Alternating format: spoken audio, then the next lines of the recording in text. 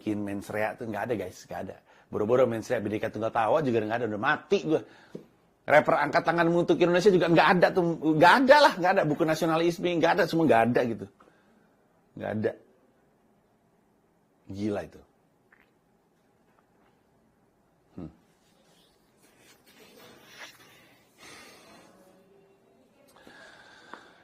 Makanya waktu gue ngelihat film, dari zaman gue ngeliat trailernya aja, ngeliat trailer Pengepungan di Bukit Duri itu gue udah langsung merinding liatnya, merinding banget.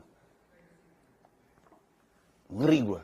Trauma-trauma dan pengalaman-pengalaman masa lalu itu tiba-tiba terpanggil dengan film ini. Nah, sekilas gue ngeliat film ini, gue akan bilang film ini tentang rasisme. Seburuk-buruknya, kalau kita lihat film ini, kita akan lihat bahwa film ini adalah tentang apa yang terjadi kalau persatuan nggak dipikirin. Sekilas kita mikirnya kayak gitu. Sampai akhirnya ketika gue wawancara Joko Anwar, dia dan Kamensi Pictures itu tampaknya membingkai film ini sebagai film tentang edukasi. Film tentang dunia pendidikan. Kalau lu nontonin kayak behind the scenes-nya, ada di YouTube-nya Kamensi, Joko itu berulang-ulang ngomongin soal pendidikan. Terus gue pertamanya, bullshit, this is not about education, bullshit, ini bukan tentang pendidikan lah gitu. Dia di depan gue juga ngomongin pendidikan. Pas nonton pun, gue gak ngerasa itu film pendidikan. Baru setelah keluar, gue tersadarkan. Gue mikir, kenapa namanya harus Bukit Duri ya? Apa kek, ini orang kan bikin sekolah kan, bikin film kan judulnya apa ya? Kala, Modus Anomali gitu. Atau apa lagi film media. Pengabdi Setan mah kan dia itu ya remake dari film lama. Misalnya Impetigor gitu kan. Itu kan judul-judul. Joko Anwar tuh tidak kesulitan lah untuk menemukan judul yang catchy gitu. Nah, gue ngerasa Pengepungan di Bukit Duri itu wordy gitu, banyak banget gitu. Dan kenapa sekolah aja harus namanya harus Bukit Duri gitu. Gue berpikir sampai akhirnya gue tersadarkan sesuatu ya, dan gue nggak tahu ini benar atau enggak karena Joko nggak ngomong sama gue, nggak ada di penjelasan yang gue lihat. Mungkin dia pernah jelasin karena dia suka bikin kayak live session di Twitter tuh yang audio doang, namanya apa gue lupa. Kalau gue kan suka bikin live broadcast ya, yang video bentuknya di Twitter. Dia bikinnya di Twitter tapi yang audio, namanya apa sih gue lupa. Mungkin udah dijelasin, tapi gue sih nggak lihat itu. Gue sadar sendiri bahwa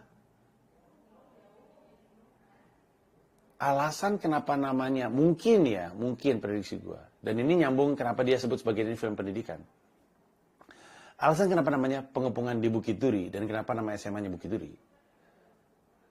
Karena di Jakarta ada sekolah yang lokasinya di Jalan Bukit Duri, tepatnya di Taman Bukit Duri kalau gue nggak salah. Ada sekolah sangat terkenal di Jakarta yang nama sekolahnya tuh di Jalan Taman Bukit Duri. Sekolah tersebut adalah SMA Negeri 8. SMA Negeri 8 untuk waktu yang cukup lama, mungkin masih sampai sekarang gue juga nggak tahu, disebut sebagai sekolah terbaik Jakarta. Sekolah anak pinter. Kalau lo mau pinter, sekolahnya di situ. Anak-anak pinter pokoknya SMA 8 aja. Semuanya anak-anak pinter. SMA 8.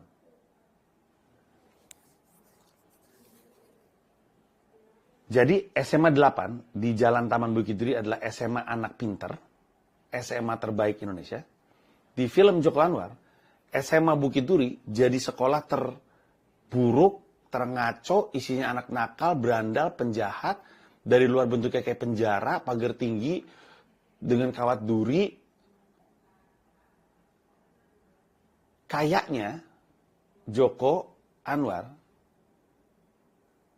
pengen bilang bahwa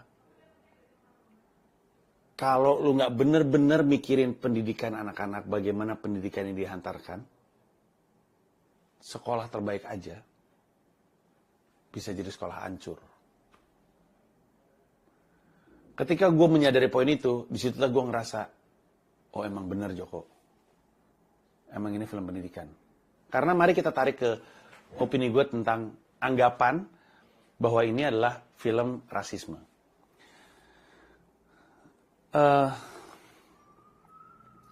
Gue mau cerita dari sudut pandang stand up comedy. Salah satu komika paling penting dalam sejarah stand up comedy dunia, dan bahkan oleh Comedy Central disebut sebagai the number one, the best stand up comedian in the world, the best, not the funniest, karena kalau lucu kan relatif ya, the best. The best itu ukurannya adalah perannya dia terhadap industri, pengaruhnya, dampaknya terhadap negaranya dan rakyatnya dan masanya. Nomor satu adalah Richard Pryor. Richard Pryor adalah komika kulit hitam yang nggak tahu gimana ceritanya bisa menjembatani antara orang kulit hitam dan orang putih. Dulu komika hitam manggungnya di warga hitam, komika putih manggungnya di warga kulit putih aja. Kalau lu mau jadi komika kulit hitam yang mainnya di depan kulit putih, lu mesti jelek-jelekin orang kulit hitam. Sampai akhirnya ada beberapa orang kayak misalnya Red Fox, terus misalnya siapa gue lupa. Tapi salah satunya adalah Richard Pryor. Richard Pryor itu cerita tentang kehidupan orang kulit hitam, tapi penonton itu kulit putih. Dia jadi penting sekali perannya untuk mempersatukan Amerika, karena orang kulit putih itu kayak diajak masuk sama Richard Pryor, coba lihat kehidupan gue kayak apa. Gitu. Jadi orang-orang kulit putih ini pada zamannya, pada tahun 60-an, itu nggak akan mungkin ke perumahan orang kulit hitam, itu nggak mungkin. Dan kalau orang kulit putih ini nggak masuk ke perumahan kulit hitam, mereka tuh nggak tahu kehidupan orang kulit hitam seperti apa. Dan seperti yang kita tahu, kita cenderung takut yang kita tidak tahu, yang kita tidak pahami. Karena kita nggak ngerti dan karena kita nggak paham, terus kita takut gitu. Makanya orang kulit putih itu takut sama kulit hitam, orang kulit hitam takut sama orang kulit putih. Tapi Richard Pryor ngajak orang kulit putih masuk ke lingkungan orang kulit hitam. Kayak gini loh. Ini budaya kami, ini kebiasaan kami, ini kultur kami, ini yang kami bicarakan. Ternyata nggak beda ya. Nah, persatuan antar perbedaan, dalam hal ini adalah ras, itu butuh jembatan. Jembatannya adalah ruang-ruang publik. Itulah kenapa penting sekali ketika di DKI Jakarta ada Christmas Carol di pinggir jalan Sudirman, ada Christmas Carol di Kotu, ada perayaan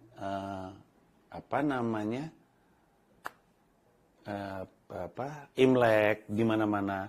Itu tuh penting sekali karena membawa itu ke ruang publik tentu di awalnya akan ada kayak tensi, tapi kalau ada law enforcement dijagain itu udah mah dibela haknya, diizinkan negara, dijagain juga. Lama-lama itulah tempat semua kultur ini saling berkenalan. Oh kayak gini toh Imlek, oh kayak gini toh. Makanya gue pakai setnya Pachinko karena jadi tematik. Itu tuh jadi penting. Ruang-ruang publik. Menghadirkan berbagai macam kultur di taman. Sayangnya kita nggak punya taman yang proper. Tapi makanya akhirnya ditaruh di trotoar di pinggir jalan gitu. Karena ruang-ruang publik ini adalah ruang meleburnya kita. Jembatan antar perbedaan itu memang dibutuhkan. Jembatan ini ada dua perbedaan. Jembatannya bisa disatukan dengan kebijakan yang mempersatukan, kayak sekolah di Amerika Serikat tadinya segregated, kulit hitam sekolah di sini, kulit putih sekolah di sini. Lama-lama digabung, itu kebijakan tuh. Emang ada konflik, tapi lama-lama ngelebur. Bisa juga lewat tokoh gitu, ada orang yang menjembatani perbedaan ini. Bisa juga karya gitu. Tapi yang pasti semua ini terjadi di ruang publik. Jadi peleburan ini tuh terjadi di ruang publik. Dan selain ruang publik, peleburan antar kultur ini juga penting sekali di sekolah. Kalau lu mau membangun anak-anak yang punya semangat persatuan yang tinggi, kalau lu mau membangun anak-anak yang punya pemahaman akan hidup dan perbedaan, kalau lu mau mengikis rasisme, tempatnya memang sekolah.